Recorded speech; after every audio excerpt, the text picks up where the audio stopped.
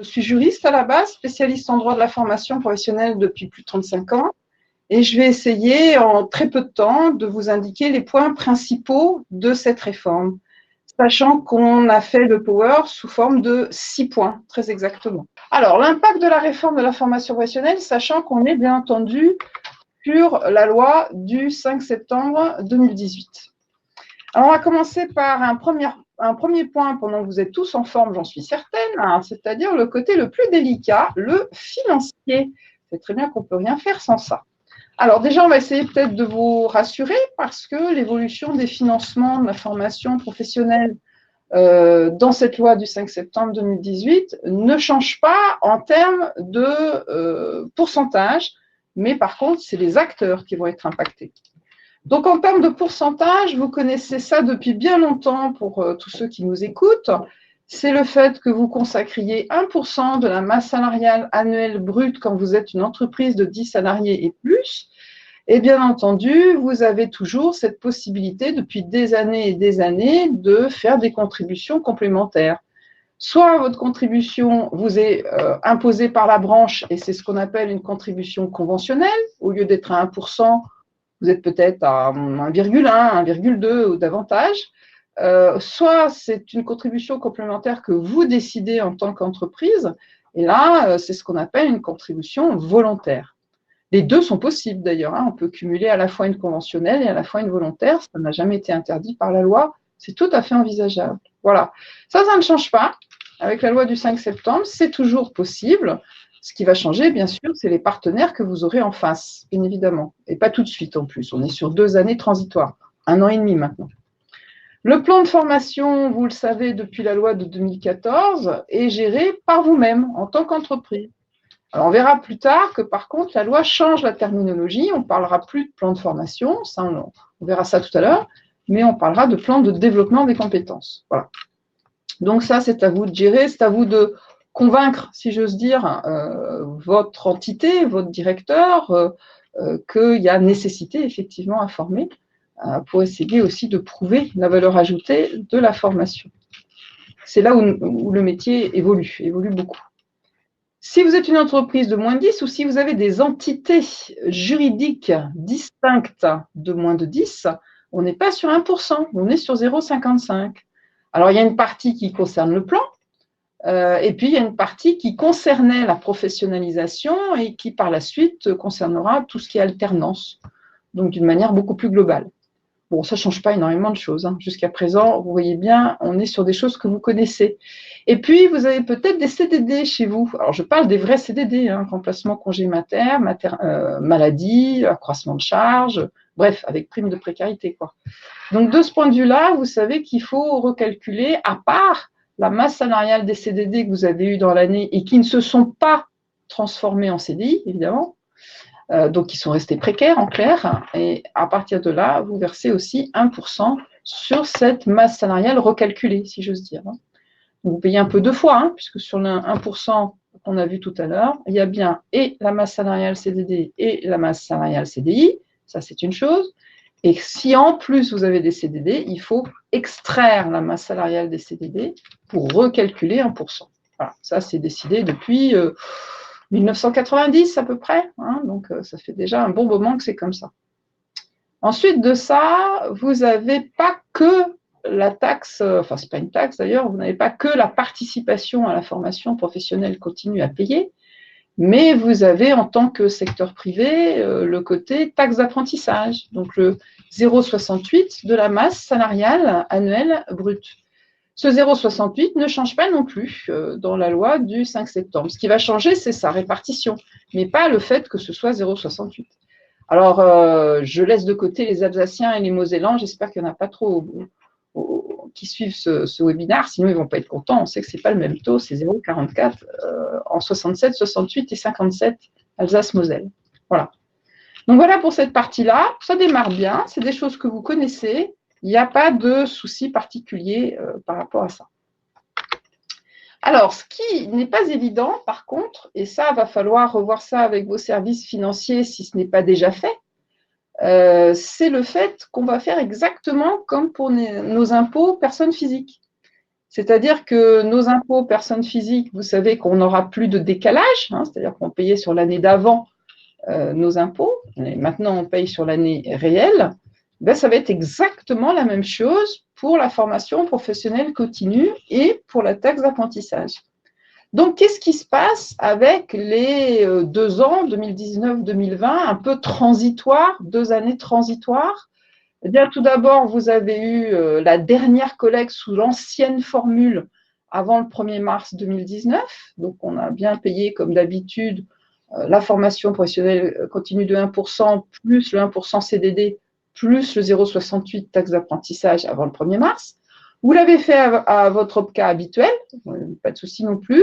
Cet OPCA qui va se transformer en OPCO, hein, en opérateur de compétences, ça on le reverra.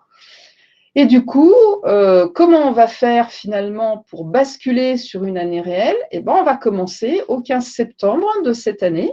Le 15 septembre de cette année, on va vous demander 75% de votre masse salariale annuelle brute qui concerne, enfin pas 75% de la masse salariale, mais 75% du 1% formation professionnelle continue que normalement vous auriez dû calculer seulement l'année d'après. On va vous demander ces 75%, donc pas la totalité quand même, mais une bonne partie, et seulement formation continue. Il n'y a pas la taxe d'apprentissage. On est donc sur une année blanche concernant la taxe d'apprentissage.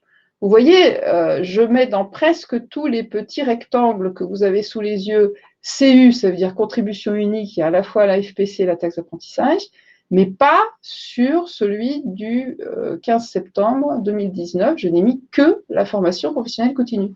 Il n'y a pas la taxe d'apprentissage. C'est une année blanche. Voilà. Donc, du coup, comment ça va se passer? On n'a pas tous les éléments. Hein. Quand on est au 15 septembre sur la masse salariale, on n'a pas tout ce qu'il faut. Donc, du coup, il faut forcément faire un ajustement en début d'année suivante. Donc, c'est ce que vous voyez dans le premier rectangle en haut en 2020. C'est un ajustement du solde, bien entendu, donc les 25% restants, par rapport à la masse salariale 2019. Du coup, on ne va pas perdre les bonnes habitudes, on va faire ça avant le 1er mars de l'année 2020, ça on a l'habitude de ces dates-là, et donc du coup, on va aussi payer avant le 1er mars 2020 40%, pas tout bien sûr, pas la totalité, on y va doucement, on y va progressivement, on va payer 40%, alors cette fois, de la contribution unique, c'est-à-dire de la totalité, formation professionnelle continue, taxe d'apprentissage. Et bien entendu, là encore, on n'a pas tous les éléments, donc il faudra ajuster au fur et à mesure, bien évidemment. Le premier ajustement arrivera déjà au 15 septembre 2020. Le 15 septembre 2020, hop, on repaye 35% sur cette contribution unique, mais comme c'est toujours pas ajusté par rapport à l'ensemble de ce qui se passe sur la masse salariale 2020, hop, dernier petit réajustement de l'écart, donc de 25%, avant le 1er mars 2021. Et ce sera le dernier. Après, il n'y aura plus besoin de faire des soldes, des ajustements, des écarts. Ce sera terminé. Pourquoi? Parce qu'à partir de 2021, c'est véritablement l'URSSAF qui devient le collecteur national de cette contribution unique. Donc, mois par mois, grâce à la DSN entre autres, donc la déclaration sociale nominative, eh bien, pas de souci, tous les mois, il y aura un prorata de la contribution unique qui sera prélevé par le biais de l'URSSAF. Mais c'est une bonne nouvelle, ça. Ça veut dire qu'on n'aura même plus de bordereaux à remplir. D'un point de vue administratif, ça c'est pas mal, ça, quand même. Bon, alors, il faut encore être un peu patient, 2021, mais c'est bien quand même, c'est pas mal. Est-ce qu'il y a des questions sur cette partie qui est un peu technique? Oui, Marie-Hélène, nous avons 2 questions. La première est posée par Joyce, qui nous demande à qui doit être versée la contribution. Alors, je suppose que la question précise, c'est à qui doit être versée la contribution sur les 2 années transitoires 2019-2020. Ce sera donc votre OPCO. Vous savez que les OPCO les OPCA se sont recentrés. On est passé de 20 OPCA à 11 OPCO. D'ailleurs, à l'horizon 2021, il n'y en aura plus que 10. Votre opérateur de compétences est donc celui qui va s'occuper de ces collectes pour la période transitoire.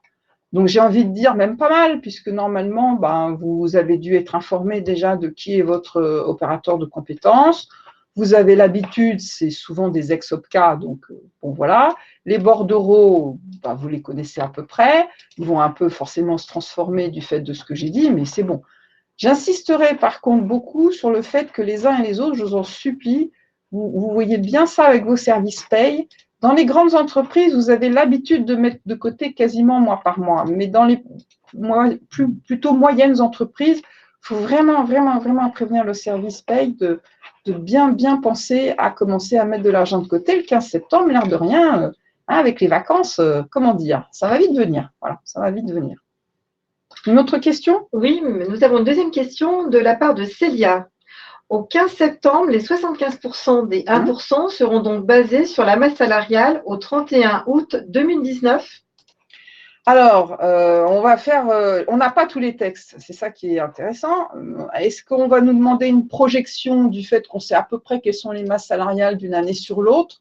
Je ne sais pas encore. Vous savez, c'est le problème des détails. Les détails arrivent souvent par arrêté ou par circulaire. Il est clair qu'on avance très vite dans cette réforme. Je pense qu'on en est tous conscients. Mais même en avançant très vite, on n'a pas toujours tous les points de détail qu'il nous faut. Donc, faites gaffe, c'est en général quand vous êtes sur la plage en plein mois d'août que, comme par hasard, on a un arrêté, une circulaire qui, elle tombe, et là, on rentre de vacances, on se dit « Ah, oui, d'accord, ok. Bon, pour le 15 septembre, ça va être un peu juste. » Bon, je vous taquine un peu, mais c'est souvent, on va dire que ma vieille expérience de plus de 30 ans dans ce domaine me fait dire que c'est assez souvent comme ça. Si on l'a avant les vacances, on va être content, très content. Voilà, désolée, je ne peux pas en dire mieux. Alors, Sophie également nous pose une nouvelle question.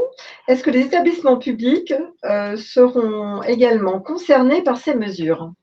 Alors, si c'est un établissement public du genre EPA, établissement public administratif, vous savez très bien que vous n'avez absolument pas de taxe d'apprentissage. Et d'une, vous êtes votre propre financeur. Ça, c'est le premier point. Effectivement, un EPA.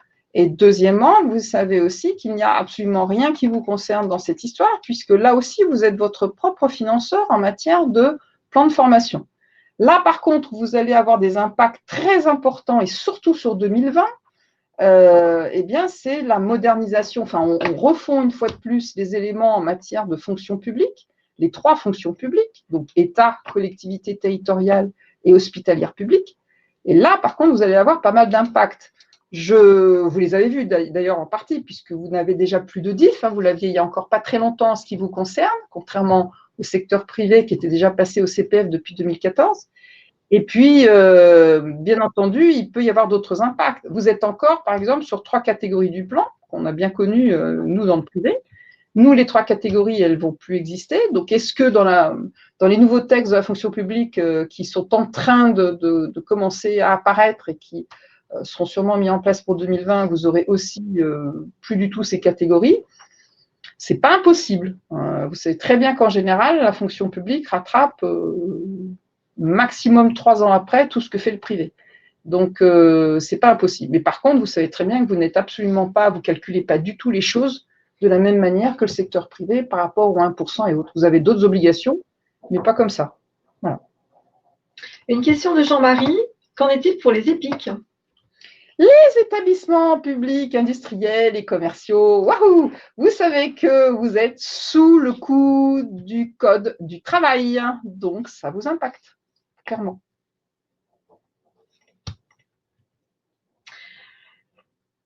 Alors, une autre question de la part de Sophie. Nous sommes EPA, mais pas fonction publique. Chambre d'agriculture. Ah, les consulaires, elle ne m'avait pas tout dit. C'est un statut à part, les consulaires. Oh, le bonheur. Bon, par contre, c'est la bonne nouvelle, dites donc, les consulaires, parce que vous n'aviez même pas de DIF, vous n'aviez rien du tout. Et grâce au CPF, vous commencez à avoir du CPF. Alors, par contre, je ne sais pas exactement où on en est par rapport à ça, parce que je sais qu'il y avait un peu de retard à un moment donné sur les consulaires. Donc, je ne sais pas s'il y a eu parution ou pas, ça je ne peux pas vous dire. Bon, une fois de plus, vous êtes consulaire, vous êtes un statut complètement à part, et là encore, vous êtes votre propre financeur la plupart du temps. Donc, à moins que votre chambre d'agriculture ait décidé de faire quelque chose de particulier en la matière, je ne vois pas, vous fonctionnez quand même comme ça. Voilà. Une question de Stéphanie. Quand on n'a plus d'OPCO, car pas de convention collective, que faut-il faire? Ouille, ouille, ouille, ouille, ouille, ouille. Bon, alors, je crois qu'il va falloir quand même se raccrocher à un OPCO et vite fait, parce que sinon vous allez quand même être mal. C'est pas le problème de convention collective ou pas, ça n'empêche pas de faire soi-même la démarche vers un OPCO qui vous intéresse. Alors, ce qu'on peut peut-être faire, je me tourne vers les gens qui sont à côté de moi, on peut très bien vous envoyer une liste des OPCO existants au jour d'aujourd'hui. Je ne sais pas ce que vous faites, je ne sais pas quelle est votre activité, mais par exemple, il y a, alors on avait les interpros avant, hein, bien sûr, hein, AGFOS, PME, Opcalia. Il faut savoir que ces deux OPCA seront plutôt dans l'OPCO soit de proximité, hein, c'est anciennement AGFOS, soit l'OPCO qui va être sur tous les éléments un peu précaires, on va dire, c'est-à-dire il regroupe le FAFTT, il regroupe Opcalia, il regroupe la sécurité, il regroupe la propreté, hein, entre autres. Peut-être que c'est l'un des deux qui vous intéresse si vous n'êtes pas très marqué par une profession particulière. Sinon, il y en a d'autres et je propose à ce moment-là qu'on vous envoie la liste si vous voulez et puis vous vous rapprochez. Bon, sachant que même, comment dire, je travaille beaucoup avec les OPCO en ce moment. Il y en a qui veulent encore qu'on les appelle OPCA jusqu'au 1er septembre. Sûr, alors ne les froissez pas, s'il vous plaît. Puis vous en aviez forcément un avant, donc voilà, peut-être le recontacter, voir ce qu'on pourrait faire, si ça vous intéresse ou pas dans des nouvelles configurations qui se sont mises en place, ce sera peut-être intéressant pour vous. Voilà. Stéphanie qui demande une précision. Faut-il prendre le code APE pour choisir son OPCO? Alors, déjà, APE, donc, normalement, c'est moi la vieille dame, c'est pas vous. Hein. Donc, APE, ça date, hein, c'est le code NAF, hein, c'est le code de nomenclature française. On n'est plus sur les 3 chiffres, mais sur les 4 chiffres. Hein. Ça fait quand même un petit moment. Je me souviens bien, j'ai travaillé là-dessus dans les années 90 quand même. Donc, c'est le code NAF. Ce code NAF est un indicateur, mais ce n'est pas le seul. Je vous explique. Vous obtenez ce code quand l'entreprise se crée et vous dites que vous voulez faire telle ou telle activité. Qui vous donne ce code? C'est ni plus ni moins que l'INSEE. Bon, excusez-moi, mais l'INSEE, ça n'a rien de juridique. Enfin, voilà. Donc, d'après votre déclaration et votre première déclaration, c'est-à-dire au début, quand l'entreprise s'est créée, elle vous a donné un code. Voilà. Peut-être qu'entre-temps, d'ailleurs, vous ne faites plus du tout la même activité, vous n'avez pas pensé à dire à l'INSEE que ce n'est plus la même, d'ailleurs, entre parenthèses. Donc, ce n'est pas tellement ça qui peut vous conduire à dire c'est plutôt le code. Alors, c'est vrai que si c'est de la métallurgie, c'est clair. Si c'est de la construction, c'est clair aussi. Il n'y a pas besoin de se poser la question longtemps. Par contre, il y a des métiers où c'est moins évident. Et dans ces cas-là, la réflexion est toujours la même. Où est-ce que vous faites votre chiffre d'affaires? Si votre chiffre d'affaires, je dis n'importe quoi, c'est le conseil, par exemple, eh ben, je suis désolée, mais c'est le conseil. Même s'il n'y a pas beaucoup de personnes derrière, on ne regarde pas le nombre de personnes qui travaillent, on regarde véritablement votre chiffre d'affaires principal, parce que vous avez peut-être plusieurs activités. Et c'est toujours votre chiffre d'affaires principal qui, normalement, devrait l'emporter. Voilà. Donc, dans le conseil, je rappelle que vous avez un merveilleux OPCO qui s'appelle Atlas, quand même. Atlas, c'est joli ça, hein, Atlas. Donc, si ça vous tente, allez voir côté Atlas, peut-être. Une dernière question sur ce volet. Joyce qui nous demande, donc jusqu'en janvier 2021, le versement se fera à l'OPCO jusqu'à l'arrivée de l'URSSAF. Exact. Le versement se fera donc à l'URSSAF seulement en 2021. Seulement en 2021, pas avant. Pas avant. D'accord? Je me demande même, ça on verra ça avec les textes, je me demande même si le solde, hein, qui sera le dernier solde en 2021, est-ce que ce sera encore l'OPCO ou est-ce que ce sera déjà l'URSSAF qui le fera? Ça, c'est trop tôt, on n'a pas les textes là-dessus, mais c'est une question qu'on peut se poser. En tout cas, merci Joyce, parce qu'elle résume vachement bien, je trouve. Pas d'autres questions pour l'instant. Ok, on continue. Alors, on vient d'en parler pas mal, donc allons-y. Je vous ai dit, de 20 OPCA, on passe à 11 OPCO, il n'y en aura même plus que 10 en 2021, effectivement, parce que France Compétences a demandé que l'OPCO cohésion sociale et l'OPCO santé se réunissent à l'horizon 2021, de façon à ce qu'il n'y en ait plus qu'un seul. Donc, on passe bien à la moitié, en clair. Hein, à terme, c'est la moitié. Bon. On appelle ça donc des opérateurs de compétences. Alors, à terme, vous avez très bien compris, ils ne collecteront plus. Hein. Alors, ils ne collecteront plus, il y a quand même une question qui se pose qui n'est pas neutre. Est-ce que quand même, en tant qu'entreprise, si vous voulez faire un versement volontaire ou si la branche veut encore faire des versements volontaires, est-ce que les OPCO pourront quand même prendre ces versements volontaires? C'est une question qu'il va falloir résoudre. Hein. Il y a encore des trous dans la raquette, on n'a pas encore tous les textes, mais effectivement, je vois pas très bien une entreprise qui a l'habitude de son OPCO passer par l'URSSAF pour que ça descende par France Compétences, pour que ça redescende à l'OPCO sur un versement volontaire. C'est un peu fou. Donc, vraisemblablement, je suppose, on aura un texte qui permettra encore de faire de versements à l'OPCO. Je suppose. On verra. Chaque chose en son temps. Pour l'instant, ce n'est pas le problème, puisque de toute façon, c'est encore les OPCO qui s'en occupent pendant 2 ans, enfin 1 an et demi. Donc, du coup, ils ont 3 missions. Une mission macro, micro et alternance. La mission macro, c'est les branches. Il faut conseiller les branches professionnelles. Vous avez des branches qui sont donc réunies, plusieurs branches sous un seul OPCO. Hein, ça fait des grands secteurs. Hein, par exemple, le secteur mobilité, hein, par exemple, le secteur construction, par exemple, le secteur industrie. Hein, voilà, donc c'est vraiment des gros secteurs, d'accord, sous lesquels il y a énormément de métiers, énormément de branches différentes. Et donc, du coup, ça veut dire que l'OPCO a un rôle de conseil auprès de ces branches, dans l'idée, bien entendu, de les aider à imaginer des blocs de compétences dont vous avez particulièrement besoin sur le terrain, mais aussi de voir comment on va payer l'alternance, et on ne parlera plus du tout en coût horaire, du genre 9,15 €, 12 €, 15 €, c'est fini, on ne parlera plus en heures, on parlera en coût contrat. Hein, combien ça vaut un coût contrat pour le contrat de pro, le contrat d'apprentissage et bien sûr le nouveau qui est venu dans le secteur, je ne peux pas dire qu'il remplace la période de pro, mais enfin, voilà, la PROA, hein, période reconversion par alternance. Donc, on parlera vraiment de coût contrat. On ne parlera plus du tout en coût horaire. Ça, c'est important. Alors ça, il faut aider les branches à réfléchir à ça. France Compétences, bien sûr, émet des avis. On a eu plus de 6000 avis qui ont été émis là-dessus, 98% qui ont été suivis d'effet.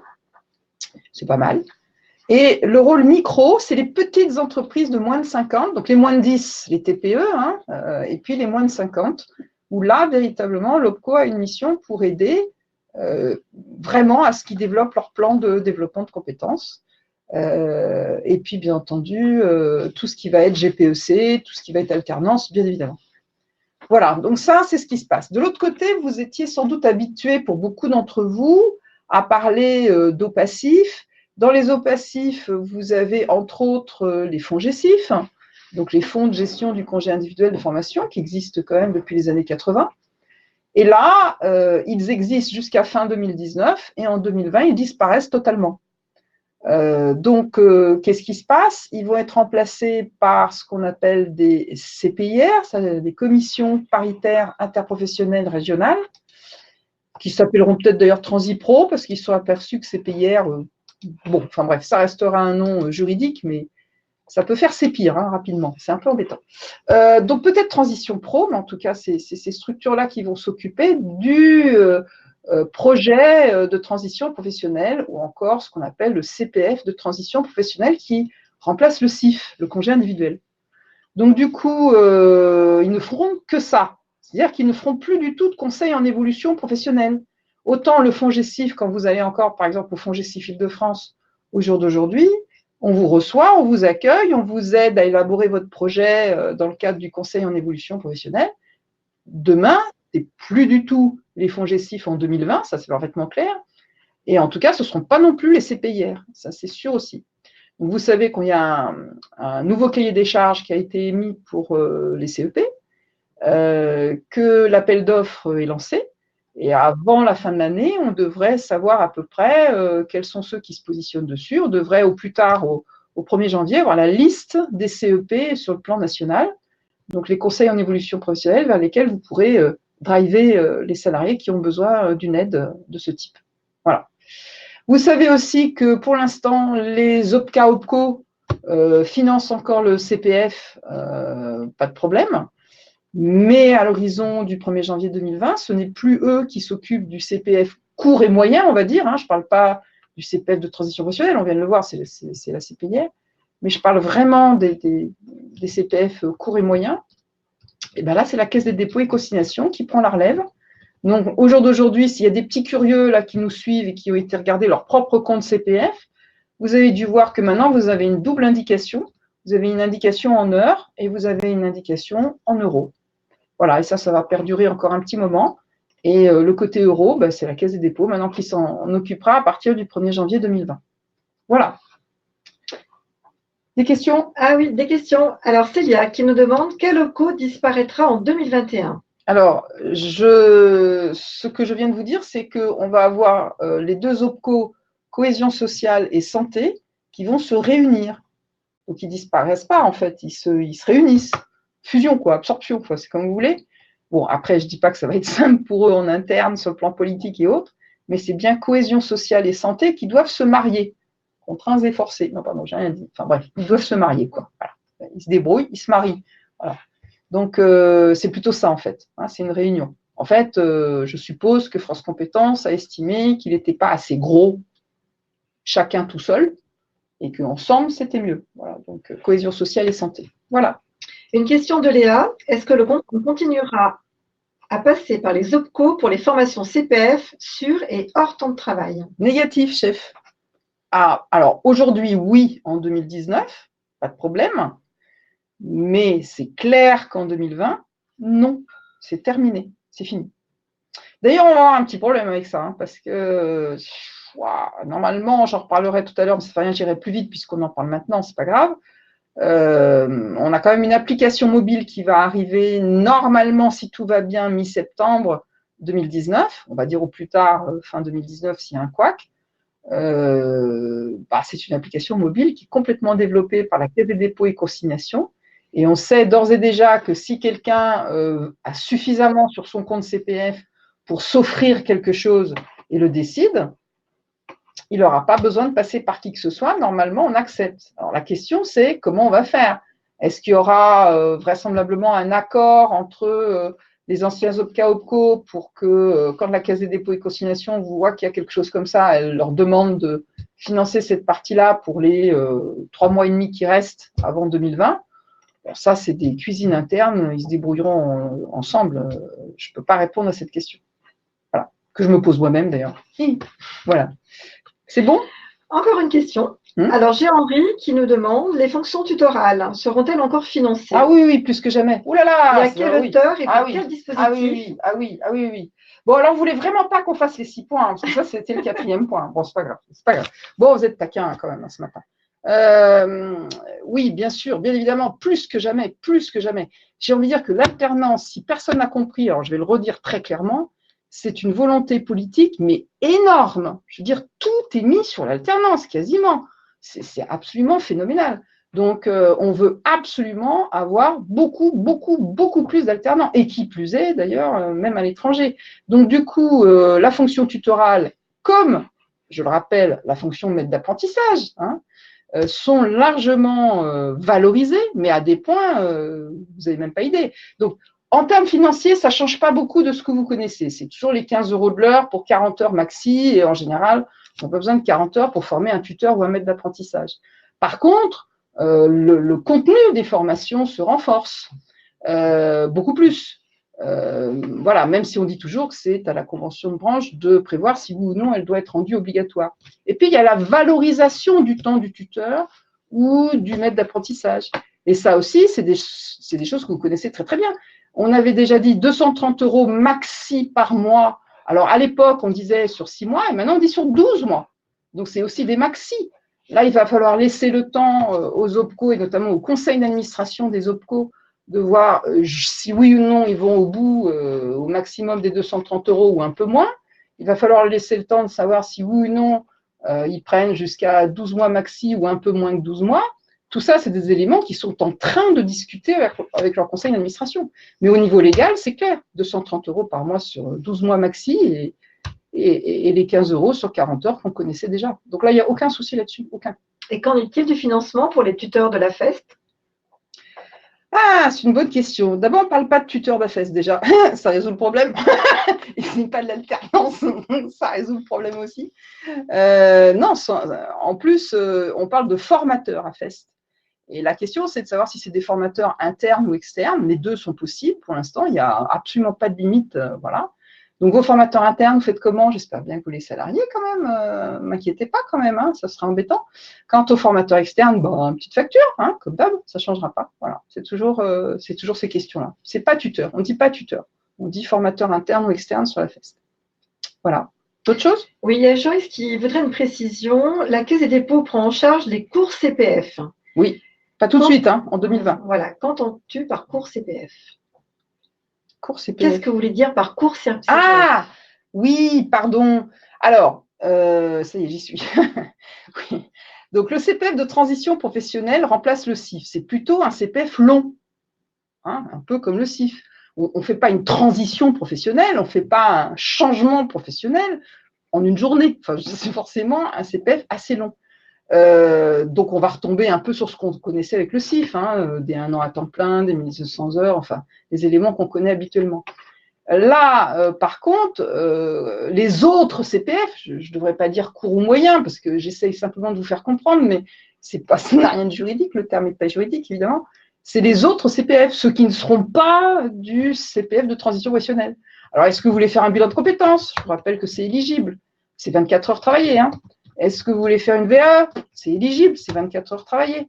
Est-ce que vous voulez faire, je ne sais pas, vous voulez passer le TOEIC ou le BULAT, ou le TOSA, ou le CACES, ou je ne sais pas. Alors après, on sera sur les blocs de compétences. Est-ce que ce sera un bloc de compétences que vous voudrez passer? Vous voyez bien que c'est beaucoup plus court qu'un CPF de transition professionnelle. C'est ça que je veux dire. Alors, je dis court ou moyen parce que est-ce que c'est 24 heures? Est-ce que c'est un peu plus que 24 heures? Est-ce que voilà, c'est pas beau ce que j'utilise comme terme, mais c'était juste pour essayer de vous faire comprendre qu'en tout cas, c'est pas du CPF de transition professionnelle. Voilà. Célia qui nous demande, la Caisse des dépôts et consignations pourra-t-elle abonder le CPF? Bien sûr, c'est prévu par les textes. C'est absolument prévu par les textes. Alors, je rappelle qu'il n'y a pas que la Caisse des dépôts. Hein. Ils ne veulent vraiment pas qu'on avance. Hein. C'était le point 2. Bon, tant pis. C'est pas grave.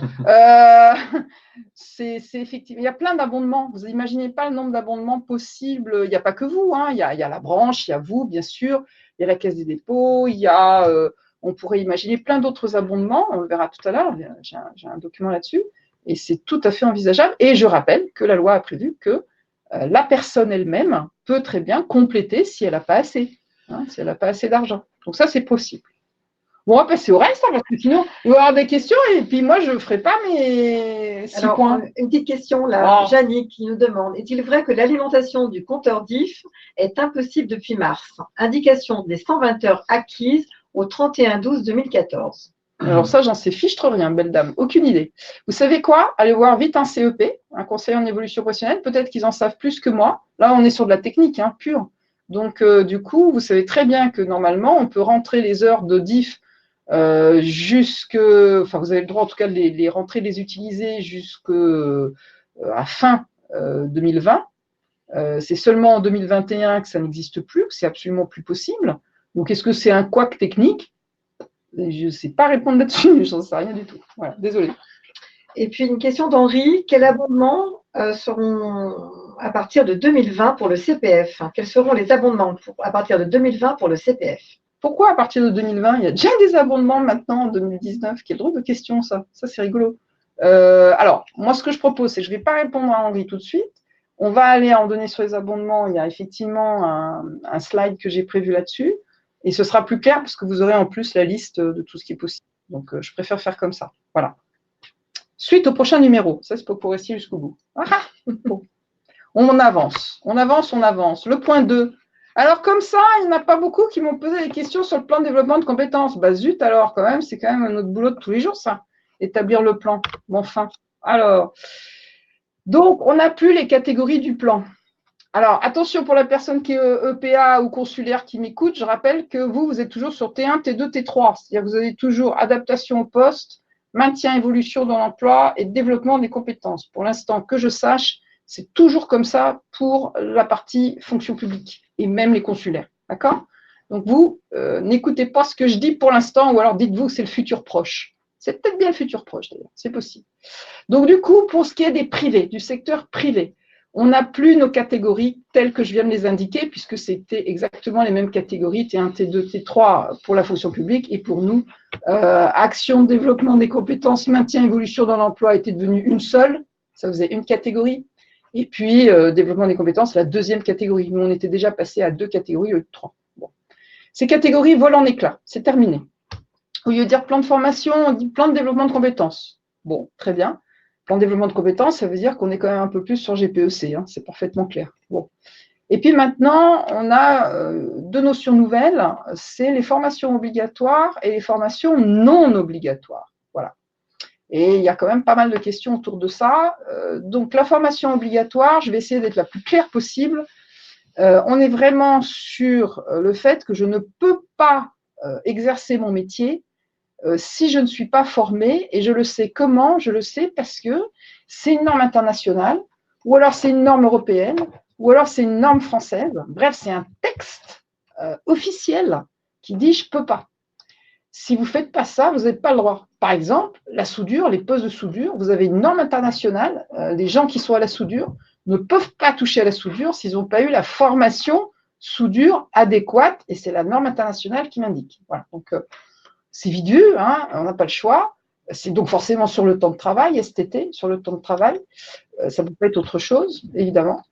Et du coup, si on est une entreprise lambda classique, et si vous n'êtes pas classé GVSO2 ou CVSO2, ou je ne sais pas, si vous n'êtes pas dans le nucléaire ou dans je ne sais pas quoi, normalement, vous avez des formations à la sécurité, mais pas plus que ça. Ce n'est pas ça, normalement, qui devrait manger votre plan. Donc, il y a forcément tout le reste, absolument tout le reste, c'est la formation non obligatoire. Et attention, il en faudra absolument une au moins tous les 6 ans, ça change aussi. Pour l'entretien pro, ça a évolué, et il nous faudra absolument une formation non obligatoire. Donc, du coup, la formation non obligatoire, on peut la faire au choix, sur le temps de travail, hors temps de travail, ou bien encore mixte, un peu sur le temps, un peu hors temps, ça c'est pas gênant. Bon, pour le hors-temps, par contre, il va falloir y aller mollo-mollo, pour une raison simple. D'abord, au lieu des anciennes 80 heures hors-temps qu'on connaissait bien, avec une allocation compensatrice, tout ça, ça a volé en éclats avec la loi de 2018, c'est terminé, c'est fini. Donc, du coup, on est plutôt limité maintenant à 30 heures par an, par salarié. Vous voyez que ça ne va pas loin. Il faut son accord, hein, je ne peux pas lui imposer comme ça, donc ça va être plus compliqué. Et puis ensuite de ça, attention à ce que ce salarié, ça ne lui fasse pas des frais supplémentaires simplement parce qu'il a accepté d'être hors temps. Je prends un exemple simple. Vous avez des jeunes parents, ils ont une garde d'enfants, vous leur dites c'est 18-20 heures, et 18-20 heures, je suis désolée, c'est des dépassements de garde. Il y a la preuve qu'il y a des dépassements de garde, il y a la preuve que ça leur a coûté plus cher. À vous de voir en tant qu'entreprise si vous prenez ce coût-là, puisque de toute façon, il est prouvé ce coût. Mais faites attention. Alors, j'ai pris l'exemple de l'enfant, ça pourrait être l'exemple, je ne sais pas, d'un handicapé qui est à la maison ou autre chose. Mais ça ne doit pas coûter plus aux salariés, ça c'est clair et net. Donc, prendre avec des pincettes cette histoire de hors temps, puisqu'il n'y a plus du tout de compensation systématique. Voilà. Est-ce qu'il y a des questions là-dessus? Alors, on a des questions. Clément qui nous demande, pour les formations dites obligatoires, pouvons-nous considérer qu'un salarié opérateur de production, donc non cariste, qui va suivre une formation CACES, est une formation considérée comme formation obligatoire ou non obligatoire? Alors, il en a besoin pour son boulot ou pas? Il ne peut pas travailler s'il ne l'a pas? Parce que moi, je n'ai pas vraiment entendu ça. J'ai eu l'impression d'entendre que, certes, il fait autre chose. Il a envie du CACES en plus, peut-être, mais ce n'est absolument pas nécessaire, si j'ai bien saisi. On va attendre que Clément nous précise la question. Quand j'ai parlé de la soudure, c'est vraiment quelqu'un qui oppose de soudure, quoi. C'est ça, il n'a pas le choix, quoi. Il n'a vraiment, vraiment pas le choix. Ah, et puis il y a une petite chose aussi où il faut que vous fassiez un petit peu un distinguo. C'est, par exemple, le fait qu'il faut absolument qu'on ait des sauveteurs secouristes en entreprise. Ça, c'est l'obligation qui pèse sur l'entreprise. Mais je rappelle que c'est des volontaires. Donc, c'est pas tout à fait on n'est pas tout à fait du même ordre. Hein. On n'est pas sur la même chose. Alors, Clément nous précise que c'est une reconversion. Ah, bonne reconversion, c'est bien ça, c'est super. En plus, il va pouvoir utiliser la proie. Oh, qu'il en a de la chance. Oh, c'est vachement bien ça. Il va pouvoir avoir des sous. Oh, il a pour une fois. Ça, c'est bien ça. Bon, bah, c'est une bonne nouvelle tout ça. C'est parfait. Pas de problème. Stéphanie, si je comprends bien, les formations SST et CACES ne sont pas des formations dites obligatoires. Le CACES, oui, si vous devez effectivement avoir ce poste, et que c'est ce poste en tant que tel, c'est ce que je viens de dire. Par contre, les sauveteurs secouristes, comment ça s'appelle déjà en entreprise? Oui, c'est ça. Non, c'est pas sauveteur secouriste, c'est secouriste du travail, ou je ne sais plus. Enfin, je crois qu'il y a quelque chose comme ça, où effectivement, c'est l'entreprise qui a une obligation d'en avoir, mais c'est sur volontariat. C'est pas tout à fait la même chose. Voilà. Bon, alors maintenant, c'est toujours pareil. Hein. On vient d'avoir les textes depuis peu. Vous savez aussi que quand on a besoin de préciser les choses, ce qui est pas mal, c'est quand le ministère nous fait des questions-réponses. Que je sache, on n'a pas eu de questions-réponses publiées sur ces éléments-là. Donc, pour l'instant, je réponds uniquement avec ce que j'ai dans la loi. Je n'ai pas de décret, de circulaire, de questions-réponses en tant que tel. Voilà. Alors, on a beaucoup de questions qui nous parviennent autour des formations dites obligatoires. Ouais. Marianne, Beverly, Yannick. Alors, je vais essayer de les résumer en une seule. Les actions de développement des compétences pour les professionnels de santé, exemple médecins, pharmaciens, techniciens, oui. sont-elles des formations dites obligatoires? Je vous renvoie à la question. Il doit y avoir un texte là-dessus. S'il y a un texte là-dessus, c'est que c'est bon. Et il y a bien sûr beaucoup de professions qui sont très réglementées. C'est ce que je disais. C'est exactement le cas du soudeur. Sauf que là, c'est la soudure sur le corps, non, c'est pas ça, c'est rien pour le tout libre. Bon, non, j'ai rien dit. Mais je plaisante, mais c'est effectivement, il y a forcément un texte qui oblige à faire un certain nombre de choses. Ils n'ont pas le choix. Ça rentre forcément dans le côté formation obligatoire. Donc, à vérifier. Je suis à peu près sûre que c'est ça. Il doit y avoir un texte. Et Marie-Hélène, sais-tu nous dire où nous pouvons trouver la liste des formations dites obligatoires? Oh non, bien sûr que non, c'est impossible, puisque de toute façon, ça dépend complètement des professions. Je serais incapable de dire le nombre de millions de professions. Vous imaginez 2 secondes? Non, non, c'est pas possible. Donc, quand vous avez un doute, moi, le meilleur conseil que je puisse vous donner, c'est sans doute de vous retourner vers votre organisation patronale qui le sait, en fait. C'est les mieux placés pour vous répondre.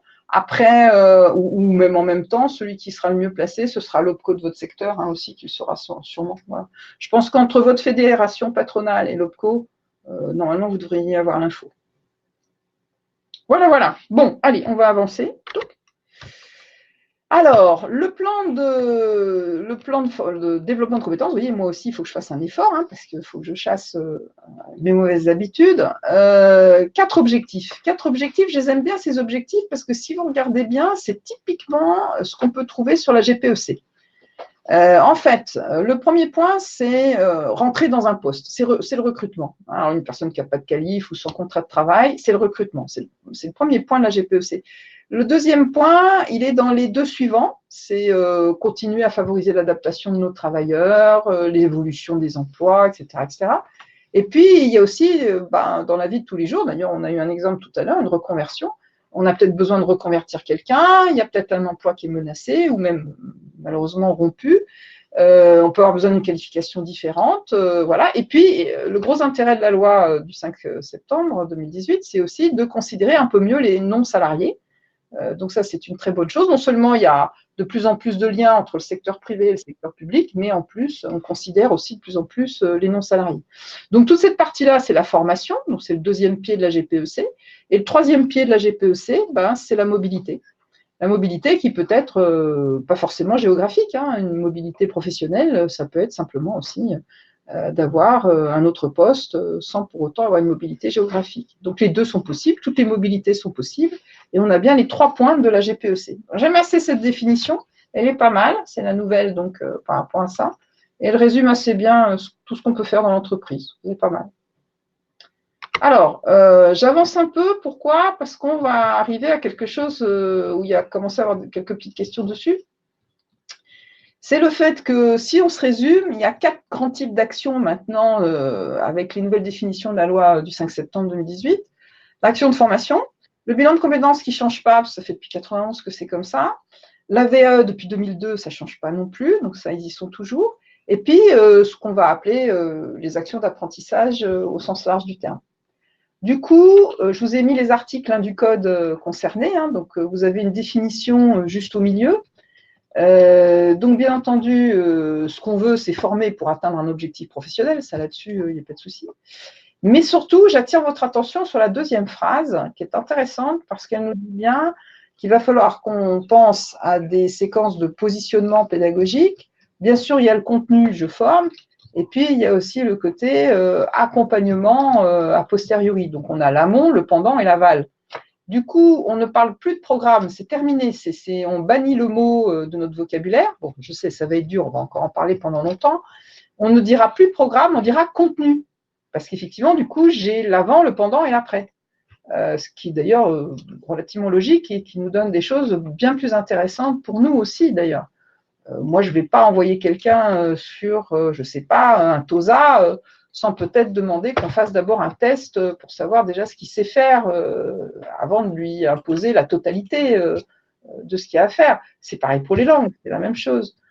Donc, je pense qu'on a intérêt, effectivement, dans certains cas de figure, à faire un positionnement en amont, ensuite la formation, et puis peut-être l'aval, oui ou non, pas toujours, mais des fois c'est intéressant, pour bien accompagner la personne. Bah, tiens, on parlait de reclassement tout à l'heure, dans son nouveau poste. L'intérêt, c'est de bien l'accompagner. Et là, il y a tout un boulot à faire en interne, en entreprise, ça c'est certain.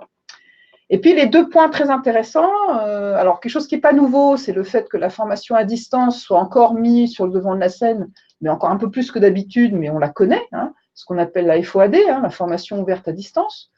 Donc ça, c'est pas un scoop, mais c'est redit, c'est réitéré. Et surtout, ce qui est tout à fait nouveau, c'est ce qu'on appelle la FEST.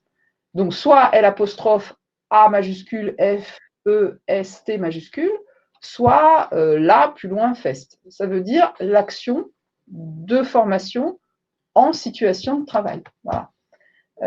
Ça, c'est très, très intéressant. On l'a surtout créé à la base pour des PME qui ont l'habitude de la formation sur le tas. Formation sur le tas qui n'a jamais été reconnue en matière de formation classique, ou en tout cas prise en charge. Et là, on l'a complètement cadré. Ça fait 3 ans avant que la loi paraisse que les acteurs ont travaillé sur des expérimentations à FES, donc ce n'est pas sorti d'un chapeau.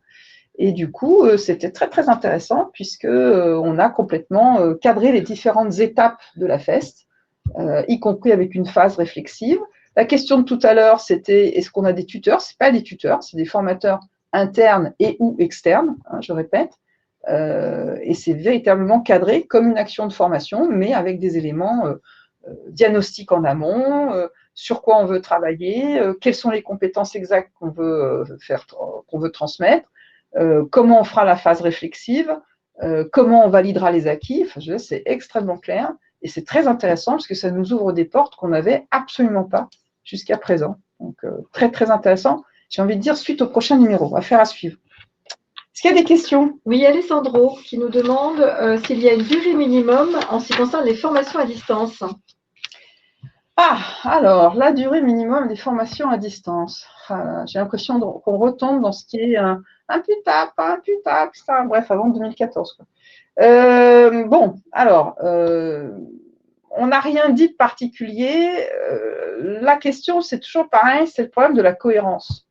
Est-ce qu'on a le temps de mettre un objectif? Alors, je dirais plus programme, je vais dire contenu, hein, puisque je viens de dire que, voilà, donc un objectif, un contenu, un encadrement, un suivi des résultats et les acquis, c'est quoi au bout? Voilà.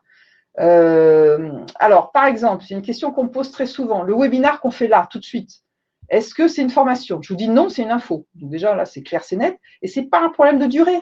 C'est un problème qu'en 1h30, je ne peux pas vous passer toute la réforme. C'est ridicule de le penser. Ça n'a pas de sens. Par contre, j'aurais fait du présentiel avec vous et puis on aurait mis quelques temps plus tard 1h, 1h30 d'un webinaire pour compléter, avoir des questions supplémentaires une fois que vous auriez été sur le terrain, etc.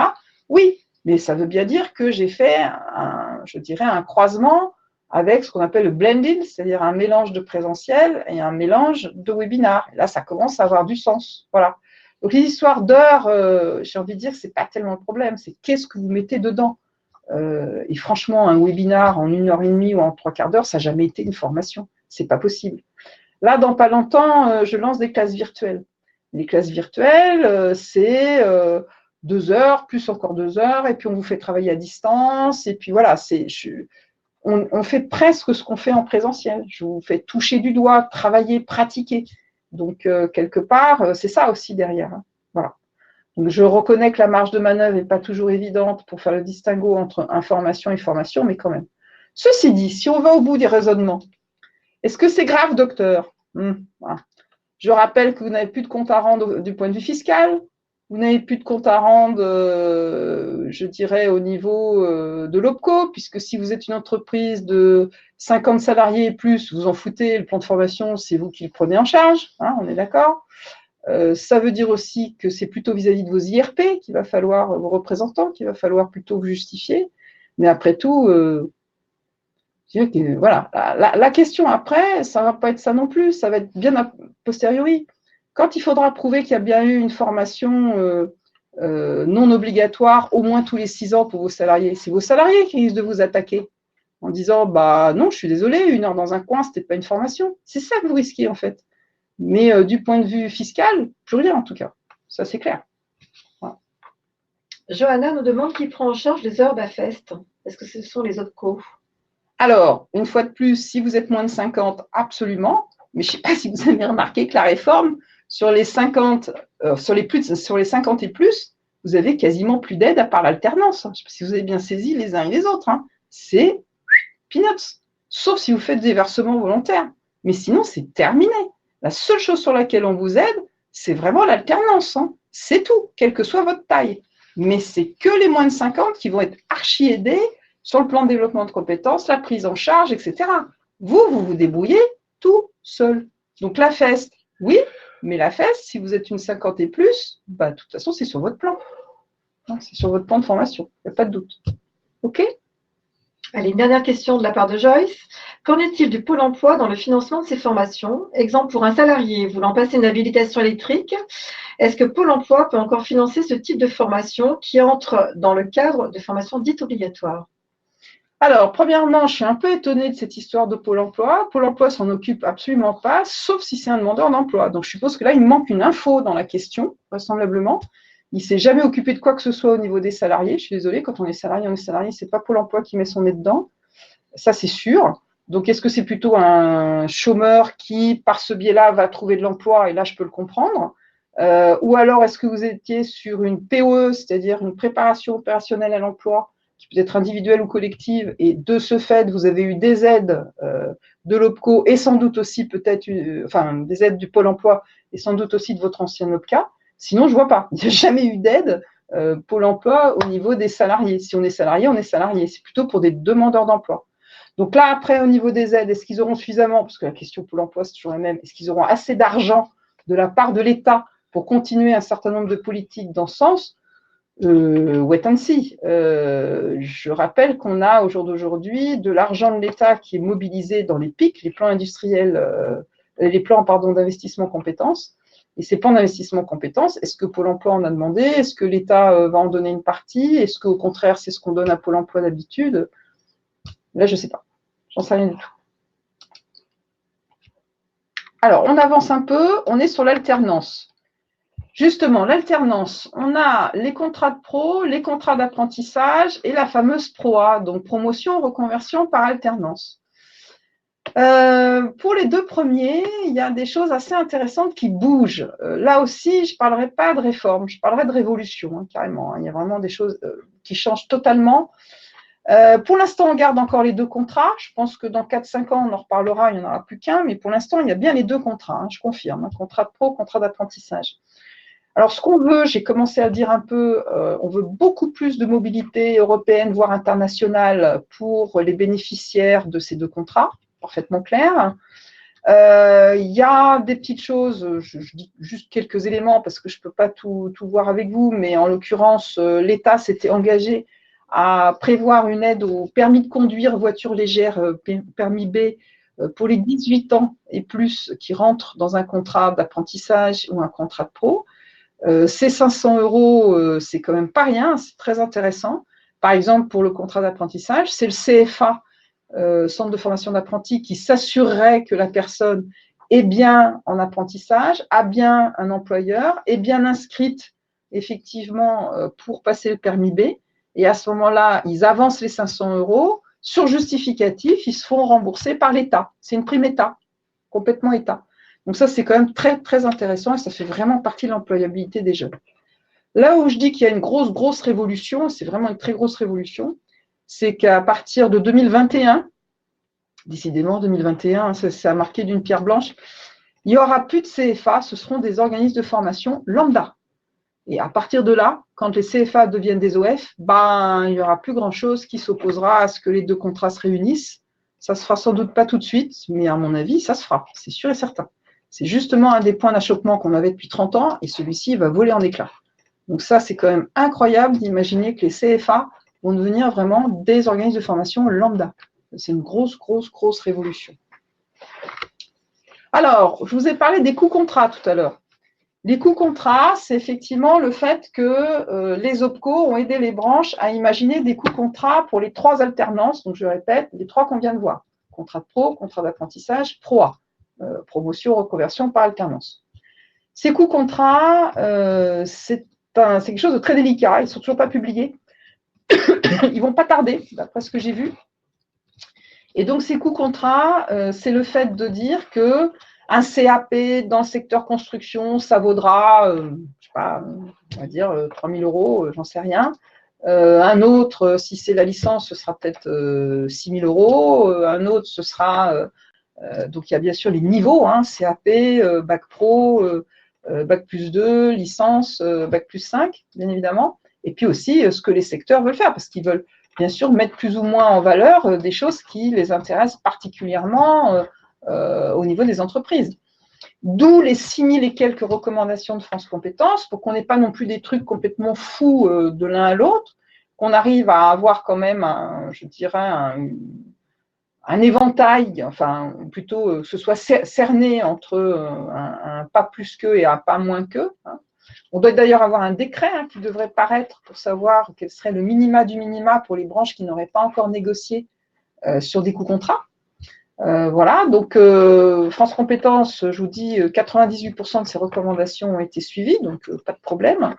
Et en plus, fin 2018, les CFA avaient une peur bleue que les coûts contrats leur soient défavorables, et en fait, c'est clair et net, ces coûts contrats leur sont favorables, c'est extrêmement clair.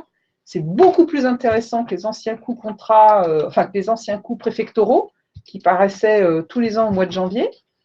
Ils sont gagnants. Alors, ils sont gagnants, bon, il faut que je module mes propos. On va dire que, par exemple, HEC et SEC font la tête, parce qu'ils vont quand même avoir des coûts qui vont diminuer par rapport à ce qu'ils avaient. On va dire que sur les formations d'un certain niveau, ils ne sont pas forcément gagnants, mais par contre, au global, la plupart des formations, ça se passe bien. Après, on a encore des trous dans la raquette, c'est-à-dire le problème, c'est on a une rentrée 2019 qui s'annonce, là, septembre-octobre. Certains vont être encore sur coût contrat, d'autres pourraient bénéficier de coûts plus avantageux, les OPCO prendront en charge à partir de 2020. Là aussi, le gouvernement doit répondre, on attend la réponse. Bon, alors on fait quoi entre deux? Est-ce que vous aidez quand même les CFA qui sont encore sous d'autres anciens coûts? Forcément, un apprenti qui a déjà commencé, c'est pour 2 ans, il était sous l'ancien coût préfectoral, il n'était pas sous le nouveau. Donc voilà, ça pose des petites questions. Donc des ajustements, mais ça se passe bien. Ça se passe bien. Bon, et je vous ai remis que les CFA deviennent organismes de formation à l'horizon 2021. Est-ce qu'il y a des questions sur cette partie-là ou est-ce qu'on avance? On avance, pas de questions pour l'instant. Alors ça, tout le monde l'attend. Donc forcément, il va y avoir des questions, je sens, bien évidemment. Donc on a effectivement le côté CPF. C'est incroyable le nombre de questions qu'on peut se poser sur le CPF quand on sait qu'il n'y a même pas 2 à 3% de personnes qui l'utilisent. Enfin bon, c'est pas grave. Donc du coup, on est sur le CPF qui, comme je disais tout à l'heure, est maintenant indiqué doublement, si je veux dire, c'est-à-dire vos heures et combien ça fait en euros. Donc, il y avait le problème déjà de dire comment ça allait valoriser les anciennes heures de DIF et bien sûr les heures de CPF que vous aviez commencé à vous cumuler. Donc, imaginons 120 heures de DIF et puis mettons 72 heures de CPF, allez, 192 heures. 192 heures, on a longtemps hésité entre 14,28 €, voilà, et finalement on a décidé 15 €. Ouf, bon, alors 15 €, très bien. On est un peu moins de 3 000 € du coup avec les 192 heures, on doit être à 2 880, quelque chose comme ça. Mais bon, voilà, on a déjà un petit pécule effectivement sur le CPF si on a déjà travaillé depuis longtemps. Et à plein de temps, évidemment. Alors, comment ça va se passer quand l'année 2019 ce sera terminé et qu'on arrivera au 1er janvier 2020. Alors, quand on arrivera au 1er janvier 2020, on va valoriser, toujours pareil, pour une année complète et finie, 500 € de l'année. Donc, vous aurez 500 € de plus qui vont s'ajouter aux 2880 que je prenais comme exemple, donc un peu plus de 3000, d'accord. Ça commence à être intéressant. Hein. Je ne sais pas, un bilan de compétences, c'est autour de 2000-2500 €. Une VAE, c'est à peu près dans les mêmes eaux. On peut déjà se payer un bilan de compétences, une VAE. On peut peut-être se payer, je ne sais pas, un TOEIC. Il faut regarder, je n'ai pas les prix en tête, mais voilà. Donc, on peut déjà faire des choses, hein, un petit peu les CPF courts dont je parlais tout à l'heure. C'est possible. Par contre, tout de suite, on va s'apercevoir que si c'est beaucoup plus ambitieux ce que je veux comme formation, je ne pourrai pas y arriver tout seul. Il faudra bien que j'ai de l'aide, sinon ce ne sera pas possible. Donc, soit j'ai suffisamment par rapport à ce que je veux faire et je peux déclencher tout seul. Ça, c'est une révolution. C'est une désintermédiation. Il n'y a plus besoin de passer par qui que ce soit. Soit je n'ai pas assez et de toute façon, il faudra que je me tourne vers ceux qui pourront m'aider à compléter et donc que j'intéresse à mon projet pour pouvoir le faire. Ça, c'est parfaitement clair. Ça ne change pas tellement de ce qu'on connaissait. Ce qui change vraiment, c'est qu'on puisse nous-mêmes déclencher tout de suite quand on a assez. Ça n'existait pas par contre. Et puis, je ne sais pas si vous le savez, mais les populations qui n'ont même pas le niveau 5, c'est-à-dire le niveau CAP, ça, c'est arrivé en 2017. On n'avait pas 24 heures, mais 48 heures, à condition de les déclarer. Et du coup, ce ne sera pas 500 €, ce sera 800 € qui seront valorisés. Il faut le déclarer, par contre. On ne peut pas deviner les uns et les autres sur je ne sais pas combien de millions de Français qui n'a pas le niveau 5 CAP. Mais c'est un plus pour eux, c'est vraiment un plus. Donc, dans notre rôle en entreprise de conseil, moi, je vous dis, faites attention, dites-le quand même à vos salariés. Et puis, normalement, le CEP, c'est son rôle aussi. Hein, c'est d'essayer de détecter ça et de les aider à déclarer sur le compte CPF que ils n'ont pas le niveau 5. Voilà. Donc ça me paraît important. Alors, les plafonds, je ne sais pas si vous avez remarqué comment on y perd. Hein. 24 heures, plus 24 heures, plus 24 heures, plus 12 heures, etc. On était limité à 150 heures, mais c'était sur 7 ans et demi. Bon, là, on est limité à 5 000 €, mais c'est en 10 ans. Bon, je rappelle que le DIF, les 120 heures, c'était en 6 ans. Hein. Plus ça va, plus c'est comme ça. Donc, il vaut mieux profiter maintenant, pour ceux qui ont travaillé depuis longtemps, entre les heures de DIF, de CPF cumulées. Vous êtes dans la période la plus favorable, si j'ose dire, pour pouvoir demander quelque chose si vous avez une idée en tête ou de co-construire avec quelqu'un d'autre si ce n'est pas suffisant sur votre compte. Il y a une très bonne nouvelle. Le mi-temps, on ne fait pas de prorata temporis de mi-temps à 100%. C'est fini, c'est terminé. C'est 500 €, point barre. On ne se casse pas la tête avec un problème de mi-temps. Donc ça, c'est plutôt une bonne nouvelle. C'est en deçà du mi-temps qu'on fera du prorata. Et puis bien sûr, le CDD, par contre, lui, il est toujours prorata. Bon, ça, c'est des choses que vous connaissez. Je crois qu'on va vite arriver à ceux qui vont pouvoir compléter, mais enfin, je vais quand même avant ça faire un petit rappel de ce qu'on peut faire.